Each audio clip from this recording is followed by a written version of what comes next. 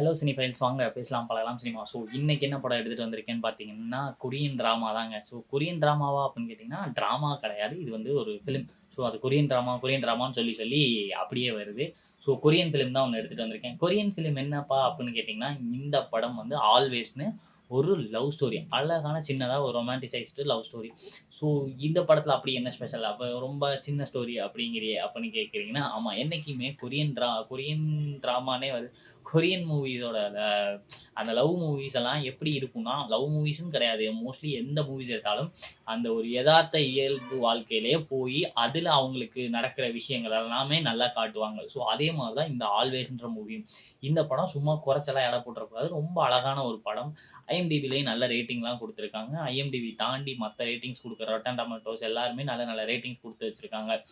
So நல்ல ரேட்டிங்னா எவ்வளோ? ஒரு 7+ தான் எல்லாத்துலயுமே இருக்கு. ஸோ நான் பார்த்த வரைக்கும் படமும் எனக்கு புடிச்சிருந்துச்சு. பார்த்ததுக்கு அப்புறம் தான் நான் ரேட்டிங்ஸ்லாம் பார்த்தேன். ஸோ இந்த படம் நீங்களும் பாருங்கன்னு சொல்லிட்டு தான் வேகமா இந்த படத்த பத்தி பேசலான்னு இன்னைக்கு எடுத்துட்டு வந்தேன். அப்படி இந்த படத்துல என்ன ஸ்பெஷல் அப்படின்னு கேட்டீங்கன்னா, ஆரம்பத்திலேயே ஓப்பன் பண்ணா ஹீரோ வந்து தண்ணி கேன் போடுறாருங்க. ஆமா. நம்ம ஹீரோ வந்து தண்ணி கேன் போடுறவரா இருக்காரு. ஸோ பகல் நேரத்தில தண்ணி கேன் போடுறவரும், நைட்ல வந்து ஒரு பார்க்கிங் லாட்ஜ்ல வந்து ஒர்க் பண்றவருமா இருப்பாரு. ஸோ கார் பார்க்கிங் லாட்ஜ்ல தான் ஒர்க் பண்ணுவாரு. மேல ஆஃபீஸ், பில்டிங்ஸ், ஹோம் இந்த மாரி ஃபிளாட் எல்லாமே இருக்கும். ஸோ அதுக்கு கீழ இருக்கிற பார்க்கிங் லாட்ஜ்ல தான் அவரு வந்து இந்த கேட் தொறந்து விடுவாங்கல்ல, அந்த ஒர்க்ல இருப்பாரு. ஸோ இதுதான் opening scene hero introduction. Next சீன்ல பார்த்தீங்கன்னா, ஹீரோயின் வருவாங்க. ஹீரோயின் வந்து ஒரு பார்வை இல்லாம இருக்கிறவங்க. ஸோ அவங்க வந்து ஒரு பார்வை இல்லாம இருக்கிறயில என்ன ஆகும்னா, இந்த பார்க்கிங் லாஞ்ச்ல இப்ப ஹீரோ ஜாயின் பண்ணியிருப்பாரு. இதுக்கு முன்னாடி வயசான ஒருத்தர் இருப்பாரு.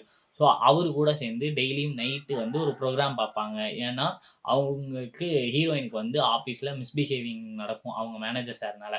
ஸோ அதனால என்ன ஆகும்னா, அவரு வந்து நைட் ஷிஃப்ட் பார்க்கலாம்ல அப்படின்னு அவங்கள கேட்பாங்க. இல்ல சார் எனக்கு நைட் ஒர்க் இருக்கு அப்படின்னு சொல்லிட்டு டெய்லி நைட் வந்து அந்த தாத்தா கூட சேர்ந்து ஒரு ட்ராமா ஒண்ணு டிவியில பார்ப்பாங்க. பார்க்கிங் அவங்களுக்கு ஏன்டா பிளைண்ட் நீ அப்புறம் எப்படி பார்ப்பாங்கங்கயில, அது அவங்க காது கேட்கும். ஸோ அவங்க பக்கத்துல இருக்கிறவங்க கிட்ட கேள்வி. அவங்க என்ன ட்ரெஸ் போட்டுருக்காங்க? என்ன மாரி ஹேர் ஸ்டைல் வச்சிருக்காங்க? என்ன மாரி கம்மல் போடுறாங்க? அப்படின்னு கேட்டு கேட்டு நல்லா தெரிஞ்சுக்குவாங்க.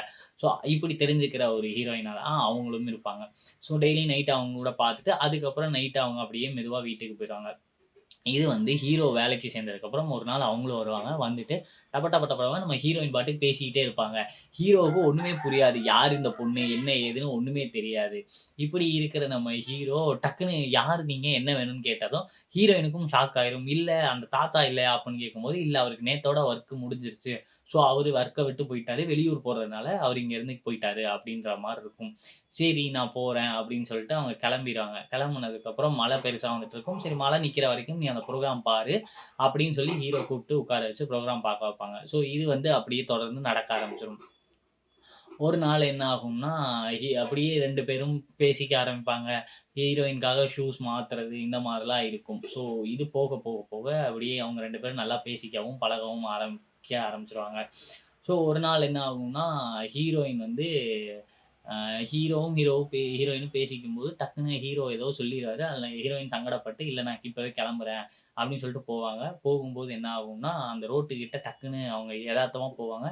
கார்காரன் பின்னாடி வந்து ஹாரன் அடிச்சதும் கீழ விழுந்துருவாங்க. கீழ விழுந்ததும் கால்ல அடிபட்டுரும். அப்ப ஹீரோயின ஹாஸ்பிட்டல் கூட்டு போயிட்டு, அங்க இருந்து வீடு வரைக்கும் தூக்கிட்டே ஷோல்டர்ல உப்பு மூட்டை தூக்கிட்டு நடந்து போயிட்டுருப்பாரு.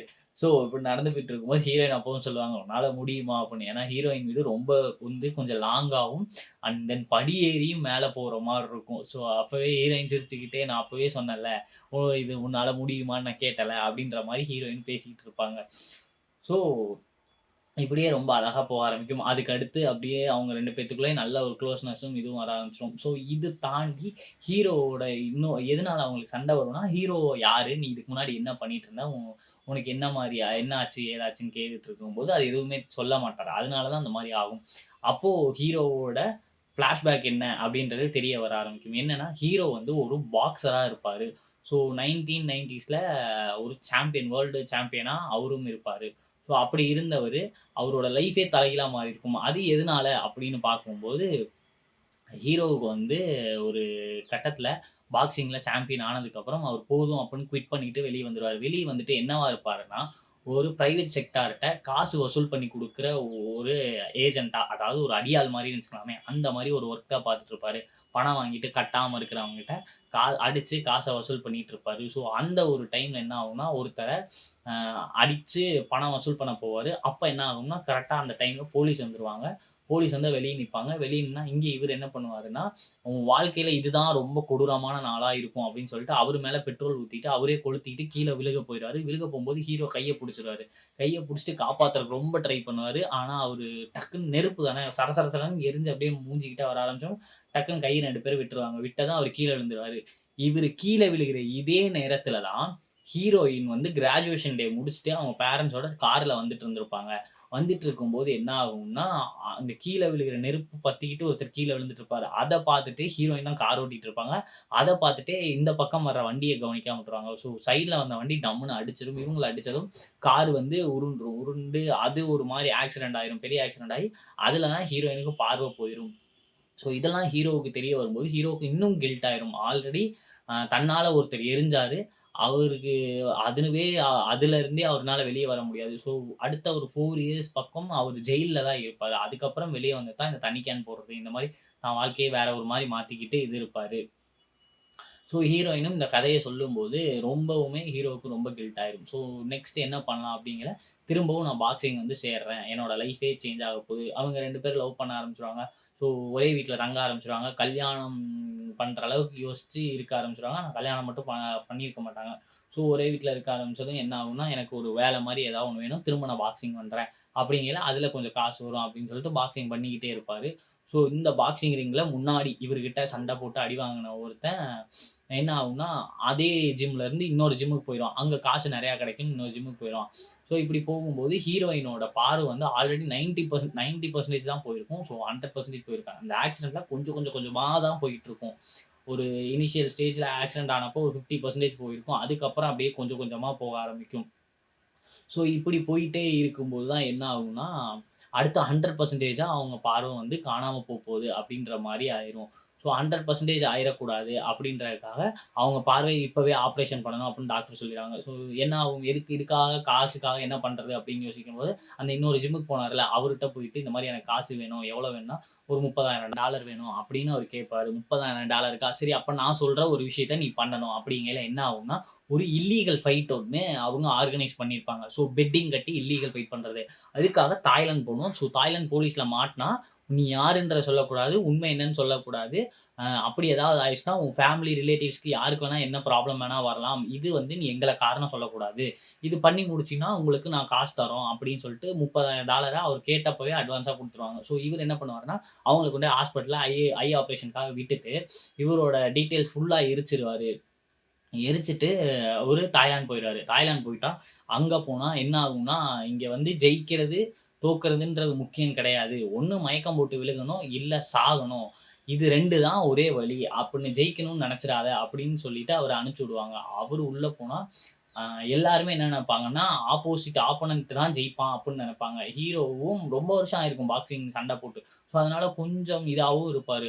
ஆனா கடைசியில பார்த்தா ஹீரோ வந்து அடிச்சு அவரு ஜெயிச்சுருவாரு. ஜெயிச்சதும் இவங்க கேட்பாங்க, "இவன் இவ்ளோ சக்தி வாய்ந்தவன் நீ ஏன் சொல்லவே இல்ல? அவனோட ஸ்டாமினா என்னன்னு பார்க்காம நீ கூட்டு வந்துட்டியா?" ஏன்னா இவங்க எல்லாருமே ஆப்போனன்ட் மேல தான் பெட் கட்டியிருப்பாங்க. வேற ஒரு டீம் தான் ஹீரோ மேல புதுசா வந்திருக்கவன் மேல கட்டியிருப்பாங்க. ஸோ அவங்க ஜெயிச்சுருவாங்க. அப்படிங்கையில என்ன ஆகும்னா, அடுத்து வந்து ஜெயிச்சு இவரு ஊருக்காக கால் பண்ணி கேட்பாங்க. இந்த மாரி ஆப்பரேஷன்ஸ் நல்லபடியா முடிஞ்சிருச்சான்னு ஹீரோ கேட்பாரு. இந்த மாரி ஊருக்கு வர்றதுக்காக வந்துகிட்டு இருப்பாரு. வந்துகிட்டு இருக்கும்போது ஹீரோ கையில ஒரு பவுல் மாரி ஒரு இது மாரி குடுத்து, "இதுல ஒரு 10 டைமண்ட் இருக்கு. இத மட்டும் பத்திரமா கொண்டு வந்து சேர்த்துருன்னு." அவங்க சொன்ன இடத்துக்கும் ஹீரோ வந்துருவாரு. ஹீரோ வந்துட்டு கால் பண்ணிட்டு, "இந்த மாரி நான் வந்துட்டேன். டைமண்ட் என்கிட்ட தான் இருக்கு. வந்து வாங்கிக்கங்க." திடீர்னு ஒருத்தவங்க வந்து என்ன பண்ணுவாங்கன்னா, ஹீரோவ கார்ல பின்னாடி அடிச்சு, கத்தியால குத்திட்டு அந்த டைமண்ட எடுத்துட்டு போயிருவாங்க. ஸோ இதுக்கப்புறம் என்ன ஆகும்னா, ஹீரோயினுக்கு கண்ணு தெரிய ஆரம்பிச்சுரும். ஹீரோவ அதுக்கப்புறம் காட்ட மாட்டாங்க. ஹீரோயின் கண்ணு தெரிய ஆரம்பிச்சுரும். ஹீரோயின் ரொம்ப தேடுவாங்க. இதுல என்ன ஒரு ஸ்பெஷல்னா, இவங்க 2 பேரும் பேசிக்க ஆரம்பிக்கும்போது, ஹீரோயின் நெறைய படிச்சத அவங்களால பார்க்க முடியாத விஷயங்கள், அழகா இருக்கிற விஷயங்கள் எல்லாத்தையுமே படிச்சு தெரிஞ்சுக்குவாங்க. அப்படி தெரிஞ்சுக்கிறது தான் ஸ்கல்ப்சர் ஒருத்தர் பண்ணுவாரு. அந்த ஸ்கல்ப்சர் ரொம்ப அழகா இருக்கும் அப்படின்னு இவங்க சொல்லுவாங்க. அப்ப எனக்கு எப்படி தெரியும்னு தானே பார்க்குறேன். நான் படிச்சிருக்கேன். ஸோ அதுல எனக்கு தெரியும் அப்படின்னு. அப்படி படிச்ச அவங்க அந்த விஷயத்த அவங்க ஸ்கல்ப்சரா பண்ண ஆரம்பிப்பாங்க. இவங்க 2 பேரும் லவ் பண்ணிட்டு இருக்கும்போது, நான் உன்ன பார்க்கணும். நான் எங்க அப்பாவ பார்த்துருக்கேன். அந்த முகம் எனக்கு மறக்காது. ஸோ நானும் உன்ன பார்க்கணும்னு சொல்லிட்டு இவங்க முகத்துல இந்த கைய வச்சு இப்படி தடவி பார்ப்பாங்க. அதே மாரி தடவி பார்க்கும்போது ஹீரோயின் கண்ணு தெரிய ஆரம்பிச்சதுக்கப்புறம் இந்த ஸ்கல்ப்சர் ஒர்க் பண்ண ஆரம்பிப்பாங்க. ஸோ ஸ்கல்ப்சர் ஒர்க் பண்ணும்போது ஃபர்ஸ்ட் அவங்க பண்ற ஸ்கல்ப்சர் யாருன்னா, ஹீரோவோட முகத்த தான் பண்ணுவாங்க. அதுக்கப்புறம் அவங்க பிசினஸ்க்காகவும், இதுக்காகவும் நெறையா டம்ளர் பண்றது, பாட் செய்றது, அதாவது பூச்செடி வைக்கிற பாட் செய்றது, இந்த மாரிலாம் நெறையா செய்ய ஆரம்பிப்பாங்க. ஸோ இதெல்லாமே அவங்க பிசினஸா மாத்துவாங்க. அப்போ என்ன பண்ணும்னா, அவங்க படிச்சு இந்த ஹீரோ வந்து பாக்ஸிங் பண்ணிட்டு இருக்கிறனால, அவருக்கு மசாஜ் பண்ணணும்னு அதையும் கத்துக்குவாங்க. ஸோ அதையும் என்ன பண்ணுவாங்கன்னா, ஒரு ஹாஸ்பிட்டல்ல போய் நெறைய பேத்துக்கு மசாஜ்லாம் பண்ணிட்டு இருப்பாங்க. ஸோ அப்படி ஒரு ஹாஸ்பிட்டல் போய் மசாஜ் பண்ணும்போது, ஒரு இடத்துல ஒரு தாத்தாக்கு பண்ணுவாங்க. அதுக்கு பக்கத்து பெட்ல யாருன்னா, நம்ம ஹீரோ படுத்து கிடப்பாரு. அ எ ஹீரோ படுத்து கிடக்கும்போது, ஹீரோயினுக்குலாம் ஹீரோவோட முகம் தெரியாது. குரல் மட்டும் தான் கேட்கும். ஆனா பேசவே மாட்டாரு. அடுத்து ஹீரோவுக்கு போய் மசாஜ் பண்ணுவாரு. ரொம்பவும் ஒரு ஹீரோ வாயவே தொறந்து பேசவே மாட்டாரு. அ ஃபுல்லா மசாஜ் பண்ணி முடிச்சுட்டு, அப்புறம் நான் கிளம்புறேன்னு சொல்லிட்டு ஹீரோயின் கிளம்பிருவாங்க. இது 2க்கும் இடையில அ ஒரு சண்டை வரும்போது என்ன ஆகும்னா, நான் அவங்க மேனேஜர் தப்பா நடந்துக்க ட்ரை பண்ணுவாருன்னு சொன்னேன்ல. ஸோ அது வந்து ஹீரோயின் வீட்டுக்கே வந்து பண்ணுவாரு. அப்போ ஒரு தடவ சண்டை போட்டு அடிச்சுருவாரு. "எனக்கு இந்த வேலை வேணும். நீ அடிச்சதுனால எனக்கு இந்த வேலை போயிரும்." அப்படின்னு ஹீரோயின் சொல்லுவாங்க. ஸோ, அப்பதான் என்ன ஆகும்னா, ஒரு நாய் ஒண்ணு கோல்டன் ரிட்ரைவர் நாய் ஒண்ணு வாங்கி ஹீரோ வந்து கிஃப்ட் பண்ணுவாரு. ஸோ, இனிமே இவன் தான் உனக்கு காவல், எல்லா இடத்துலயும் எப்பயுமே கூட இருப்பான்னு சொல்லி குடுத்துட்டு போயிருப்பாரு. இதெல்லாம் வந்து லவ் பண்ணிட்டு இருக்க டைம்ல. ஸோ, அப்படியே இந்த ஹாஸ்பிட்டல்ல இருக்காங்கன்னு சொன்னேன்ல, அந்த இடத்துக்கிட்ட வந்தோம்னா, எதுவுமே சொல்ல மாட்டாரு. நாயையும் அந்த ஸ்கல்ப்சர் பண்ணி வித்துட்டு இருப்பாங்க. ஒருத்தர் கூட சேர்ந்து பிசினஸ் பண்ணிட்டு இருப்பாங்க. அவரோட இடத்திலேயே விட்டுட்டு போயிருப்பாங்க. ஸோ, அப்படியே போய்க்கிட்டு இருக்கும். ஹீரோயின் ஒரு நேரத்தில ஹீரோயின் கையில ஒரு ஆமை ஒண்ணு இருக்கும். தண்ணீல போட்டு ஒரு பாட்டில்ல அடைச்சு வச்சிருப்பாங்க. ஸோ, அத வந்து அந்த ஸ்கல்ப்சர் பண்ற கடையில ஒரு நாள் வச்சுட்டு, பக்கத்தில நாங்க போயிட்டு வந்துர்றோம் அப்படின்னு சொல்லிட்டு போயிருப்பாங்க.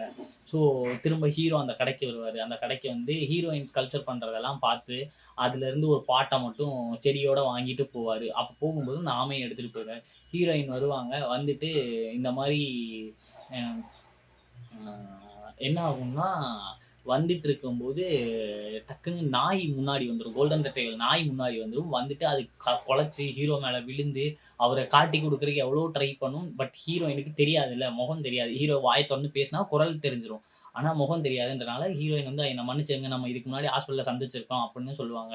சொன்னதும் அதுக்கப்புறம் அமைதியா இரு. ஏன் இப்படி பண்ற? ஈஸி அமைதியா இரு அப்படின்னு சொல்லிட்டு நாய அமைதியா இருக்க வச்சுருவாங்க. அப்புறம் 2 பேரும் தனித்தனியா போயிருவாங்க. போயிட்டு ஹீரோயினும் அந்த கடைக்கு போவாங்க. இந்த கடைக்கு போகும்போது, "இங்க இருந்த நாய் எங்க?" அப்படின்னு கேட்கும். "இங்க இருந்த ஆமை எங்க?" அப்படின்னு கேட்கும்போது, "அது நீங்க வச்ச இடத்துல தான் இருக்கும்." அப்படின்னு சொல்லும்போது, "இன்னைக்கு இவன் கொஞ்சம் வியர்டா நடந்துக்கிட்டான்." அப்படிங்கையில, "இந்த ஆமைய காணோம்." அப்படிங்கையில, நாய் வந்து அங்க ரோட்ட பார்த்தே குலைச்சுக்கிட்டே இருக்கும். அப்போ டக்குனு ஹீரோயினுக்கு அப்பதான் ஒரு செகண்ட் ரியலைஸ் ஆகும். ரியலைஸ் ஆகும்போது, அப்ப அவங்க கேட்பாங்க, "இங்க கால் உடைஞ்ச ஒருத்தரு நடக்க முடியாம வந்தாரா?" அப்படின்னு. "ஆமா வந்தாரு." "என்ன வாங்கிட்டு போனாருங்கையில, இந்த மாரி ஒரு செடி வாங்கிட்டு போனாரு. பாட்ல இருந்து ஒரு செடிய வாங்கிட்டு போனாரு." அப்படிங்கையில, ஹீரோயினுக்கு அண்டர்ஸ்டாண்ட் ஆக ஆரம்பிச்சுரும். ஸோ, அவன் தான் அப்படின்னு அண்டர்ஸ்டாண்ட் ஆக ஆரம்பிச்சுரும். அழுதுகிட்டே ஹீரோவ தேடி ஓடு ஓடுன்னு ஓடுவாங்க. ஹீரோ எங்கேயுமே இருக்க மாட்டாரு. அப்போ தான் டக்குனு சடனா ஹீரோயினுக்கு ஒரு இடத்துல ஞாபகம் வரும். என்னன்னா, ஹீரோ வந்து ஹீரோயின ஒரு இடத்துக்கு கூட்டு போவாங்க. என்னன்னா ஒரு ஏரிக்கரை. அங்க தான் அவரு வளர்ந்தேன். இங்க தான் நாங்க எல்லாரும் இருந்தோம்னு சொல்ட்டு. ஸோ, அங்க இருக்க ஒரு ஏரிக்கரைக்கு தான் அங்க இருப்பாருன்னு சொல்லிட்டு அங்க போவாங்க. அங்க போனா, அங்க தான் ஹீரோவும் இருப்பாரு. ஸோ, பார்த்து பேசுவாங்க. "நீ ஏன் சொல்லல? என்ன மன்னிச்சிடு, மன்னிச்சிடுன்னு" ஹீரோயின் சாரி கேட்பாங்க. "இல்ல அதெல்லாம் ஒண்ணும் வேணாம்" அப்படின்னு சொல்லிட்டு ஹீரோ வந்து ஹீரோயின கட்டி பிடிப்பாங்க. ஸோ, அதோட படம் முடிஞ்சிரும். ஆல்வேஸ்ன்னு டைட்டில் வரும்.